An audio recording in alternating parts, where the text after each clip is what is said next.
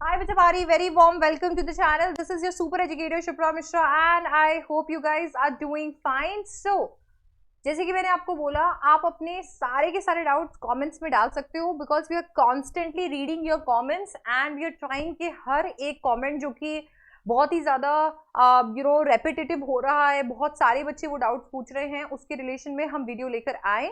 और ऐसे ही बहुत सारे कमेंट्स अभी चैनल पे थे जिनका एक कॉमन डाउट था और वो कॉमन डाउट ये था कि एग्जाम्पल के तौर पे मैंने 4 या 5 डोमेन ले लिए। फॉर एग्जाम्पल मैं साइंस से हूँ, मेरे पास में पीसीएम था, तो मैंने फिजिक्स केमिस्ट्री मैथ्स तो ले ही लिया है। इसके साथ साथ में मुझे पीई लेना था तो मैंने पीई भी ले लिया, मैंने मास कम्युनिकेशन भी ले लिया है और मैंने कंप्यूटर साइंस भी ले लिया। ठीक है, इसकी एडिशन के अंदर मेरे पास लैंग्वेज तो है ही है और अब इसकी एडिशन के अंदर मैंने जीटी भी ले लिया है। ठीक है, मान लेते हैं कि आपने ये डोमेन्स ले लिए हैं और ये इंग्लिश ले लिया और आपने साथ ही साथ में जीटी ले लिया। कॉमन डाउट ये है मेरी परसेंटेज कैसे आएगी, क्या मुझे इन सब में परफॉर्म करना जरूरी है, मेरी परसेंटेज कैसे निकाली जाएगी, क्या मेरी परसेंटेज के अंदर मेरे बेस्ट मार्क्स काउंट होंगे, क्या मेरी परसेंटेज में ये सारे सब्जेक्ट्स काउंट होंगे। मैम मुझे जीटी नहीं देना है, मैंने आपके कहने पे जीटी भर दिया, अब क्या उसे छोड़ दूं क्योंकि जीटी अच्छा नहीं जाएगा तो परसेंटेज खराब हो जाएगी, वगैरह वगैरह। अब आपको ये पूरा मैकेनिज्म समझाने के लिए कि आखिरकार आपकी सीयूईटी की प्रेपरेशन लास्ट के 10 दिन की आपको कैसे स्ट्रीमलाइन करनी चाहिए बिना टेंशन के कि ये मेरे सब्जेक्ट्स हैं, ऐसा काउंट होगा, वो छोटा सा वीडियो ये बना रही हूँ आपके लिए, बिना आपका वक्त जाया करे जल्दी से आपको समझा देती हूँ कि इस पूरे प्रॉब्लम का क्या हल है। मान लीजिए आप सीधे सीयूईटी की वेबसाइट पे चले जाइए और ये देख लीजिए, ये रहे आपके यूनिवर्सिटीज। ठीक है, आपके पास में 250 यूनिवर्सिटीज हैं। अब इन 250 यूनिवर्सिटीज में आपको सारे यूनिवर्सिटीज जो आप भर सके होंगे वो सब आपको यहाँ पर दिख गए होंगे। ठीक है, अब ये यूनिवर्सिटीज आपके सामने है, इनमें से आप कोई भी यूनिवर्सिटी में मान लीजिए आपने एडमिशन लिया होगा। I am trying to find जिसमें सबसे ज्यादा एडमिशन है वो है हमारा यूनिवर्सिटी ऑफ दिल्ली। ठीक, अब यूनिवर्सिटी ऑफ दिल्ली में मैं चली गई हूँ और यहाँ पर मैंने अभी मेरे जो मैंने भरा था फॉर्म उसके अंदर यूनिवर्सिटी ऑफ दिल्ली भी डाला हुआ है। अब इसके अंदर मेरे पास में प्रोग्राम्स आए हुए हैं और ये जो प्रोग्राम्स है, ये प्रोग्राम्स के अंदर मेरे को यहाँ पर एलिजिबिलिटी दिख रहा है। अगर मैं एलिजिबिलिटी देखती हूँ तो मुझे यहाँ पर मेरे कोर्स का एलिजिबिलिटी दिख रहा है, तो मुझे यहाँ पर क्या देखने को मिलता है, मुझे देखने को मिलता है कि हर एक कोर्स के साथ में लैंग्वेज और दिल्ली यूनिवर्सिटी ने कुछ कॉम्बिनेशन ऑफ सब्जेक्ट सजेस्ट किए हुए हैं जो वो देखेंगे या फिर जनरल टेस्ट बोला गया है। ठीक है, तो लैंग्वेज और लैंग्वेज की एडिशन के अंदर कुछ कॉम्बिनेशन जो उन्होंने सजेस्ट किए हैं उसके साथ में उन्होंने, या फिर अगर मान लीजिए उसके अलावा जीटी बोल दिया गया है। एग्जाम्पल के तौर पे अगर आप में से कोई बीएससी ऑनर्स करना चाहता है बायोलॉजिकल साइंस में, just giving you an example, आप कॉमर्स के हो आर्ट्स के हो कोई फर्क नहीं पड़ता। ठीक है, आपके डोमेन जनरल या ऑप्शनल लैंग्वेज जो है जो आपके प्रोग्राम से मैप होने चाहिए, physics chemistry biology biological studies biotechnology biochemistry, any one language. अब इसका मतलब क्या है, इसका मतलब क्या बताया है कि अभी आपके पास में 50 डोमेन हो सकते हैं, just exaggerating, hyperbole, language teacher. But आपके इस कोर्स के लिए जब आप दिल्ली यूनिवर्सिटी में अप्लाई करेंगे, सिर्फ फिजिक्स केमिस्ट्री बायो या कोई और जो भी आपने लैंग्वेज ली है, इंग्लिश लिया है, हिंदी लिया है, वो कंसिडर किया जाएगा। अब आपने यहाँ पर बतेरे बाकी चीजें भर रखी हैं, उससे कोई फर्क नहीं पड़ता। ठीक है, मैंने क्या किया, मैंने पीसीएम भर दिया था, मैथ्स भर दिया था, मैथ्स मेरा अच्छा नहीं गया। अगर मेरा मैथ्स अच्छा नहीं गया तो वो क्या मेरे बीएससी बायोलॉजिकल साइंस में काउंट होगा? नहीं होगा। आपको जरूरत ही नहीं है उसे भरने के।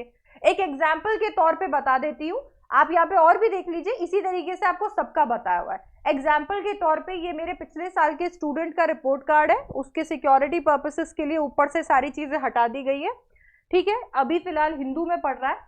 अब इसका अगर हम लोग ये देख लेते हैं तो अभी रिपोर्ट कार्ड में आप देखेंगे इसने इंग्लिश लिया था, इकोनॉमिक्स लिया था, हिस्ट्री लिया था, फिजिकल एजुकेशन लिया था, पॉलिटिकल साइंस लिया था और जनरल टेस्ट लिया था।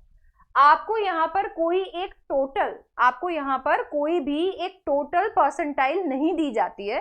इनफैक्ट आपको क्या करके दिया जाता है, आपको यहाँ पर इस तरीके से हर एक जो आपका ऐसा ही रिपोर्ट कार्ड आपका भी आएगा, ऐसा ही मार्कशीट आएगा, आपको इस तरीके से हर एक आपने जो भी अटेम्प्ट किया है उसके साथ में आपका परसेंटाइल स्कोर दिया जाएगा और इसके साथ में आपको यहां पर देखने को मिल जाएगा आपका इन फिगर आपने कितना स्कोर किया।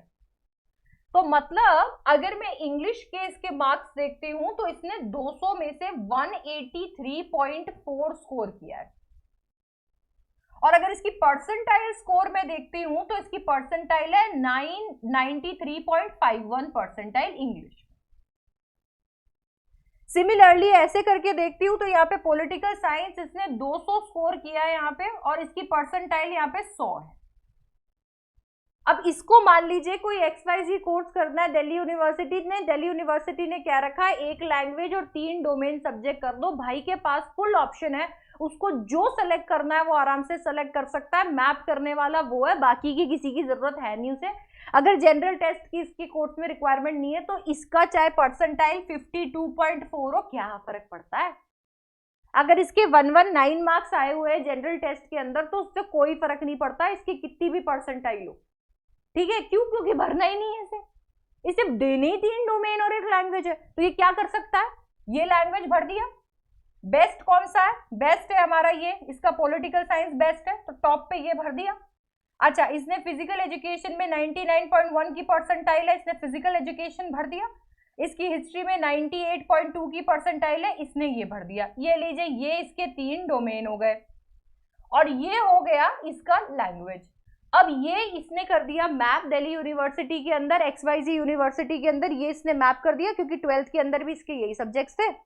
अब ये 12th के स्कोर्स के साथ में मैप करके इसने कर दिया अप्लाई दिल्ली यूनिवर्सिटी में। अब दिल्ली यूनिवर्सिटी इनके बेसिस पे अपने आप कैलकुलेट कर देगी, वो अपने आप कैलकुलेट कर देगी कि ठीक है उन्हें क्या क्या चीजें चाहिए और क्या क्या नहीं चाहिए, उसके बेसिस पे सारी लिस्ट आ जानी है।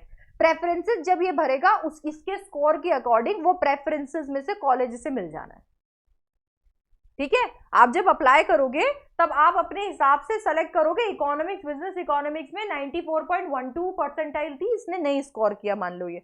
अच्छा, इवन इफ नहीं फिल किया, इवन इफ ये फिल कर देगा, इवन इफ ये फिल कर देता है, मैप करके दे भी देता है दिल्ली यूनिवर्सिटी को, तो भी उससे कोई फर्क नहीं पड़ता क्योंकि उन्होंने क्या करना है, एक लैंग्वेज और उसके जो बेस्ट 3 डोमेन है वो सेलेक्ट कर लेना है अगर वो 12th के साथ में मैप हो।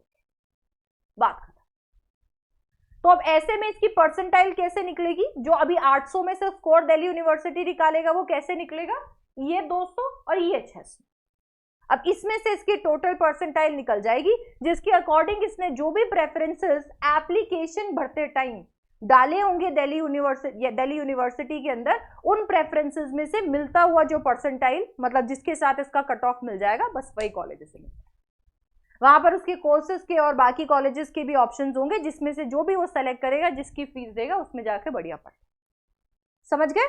तो अगर आपने बतेरे यहाँ पर खूब डोमेन सेलेक्ट कर रखे हैं तो आप बिल्कुल चिल रहिए। आपने जनरल सेलेक्ट कर रखा है, कोई दिक्कत नहीं है। आप आराम से, आपसे जितनी हो सकती है उतनी आप प्रैक्टिस कीजिए, उतना बढ़िया प्रिपेयर कीजिए, बट फोकस जरूर कीजिए कि आप एक बार अपने इस पे चले जाइए कि ठीक है, आपने जो आपकी यूनिवर्सिटी टॉप में आप टारगेट कर रहे हो, उनमें जो कोर्स आप टारगेट कर रहे हो, वहां पर यहाँ पे क्या रिक्वायर्ड है, यहाँ पे जो रिक्वायर्ड है उस पे मेरे को फुल फोकस करना है क्योंकि इसके साथ इनका कोई कॉम्प्रोमाइज नहीं चलता।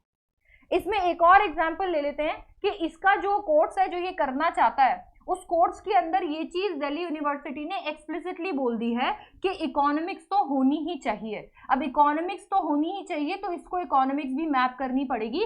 अनफॉर्चुनेटली कोई एक स्कोर यहाँ से उसका चला जाएगा। जैसे मान लीजिए दिल्ली यूनिवर्सिटी ने बोला इसको कि सच एंड सच कोर्स करने के लिए तेरे को इको की रिक्वायरमेंट है, हिस्ट्री की रिक्वायरमेंट है और तेरे को पॉलिटिकल साइंस की रिक्वायरमेंट है, तो ये तीनों के स्कोर और प्लस इंग्लिश का स्कोर अब इसका मान्य होगा। फिजिकल एजुकेशन के अंदर इसके कितने भी अच्छे मार्क्स हो, उससे कोई फर्क नहीं पड़ता। अब ये 3 डोमेन और इंग्लिश मान्य होगा।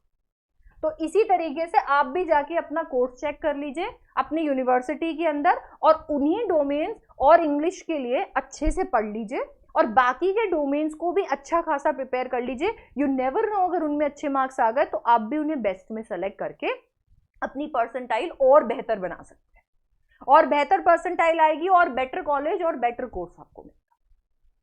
आई होप कि मैंने पूरी कोशिश की डिटेल्ड एज वेल एस इसे पूरा ब्रेविटी में समझाने की। आई होप कि अब आपको कोई डाउट नहीं होगा, और अभी भी डाउट है तो प्लीज़ मुझे कमेंट सेक्शन में ज़रूर बता देना। और इन सारी चीज़ों की चिंता फिक्र छोड़ के कि कौन सी टिकट कब आएगी, एडमिशन कार्ड कब आएगा, आपका एडमिट कार्ड कब आएगा, हाँ इसके साथ साथ में ये सब छोड़ के अब 10 दिन बच गए हैं, बस उनमें एकदम बढ़िया से पढ़ाई कर लो। और ये सब हम वैसे भी ध्यान रख लेंगे, हम आपको बताते जाएंगे, है ना। सो गरुड़ा बैच आप ज्वाइन करके रखो, उसके लिए एकदम चैनल को सब्सक्राइब कर दो, एब्सोल्युटली फ्री है। एंड वीडियो को अपने फ्रेंड्स के साथ जरूर शेयर कीजिएगा। कोई भी डाउट्स हो तो प्लीज मुझे कमेंट सेक्शन में बता दीजिएगा। Alright, I will see you in the next one. Thank you so much everyone for watching. Don't forget to like, share and subscribe. Bye bye.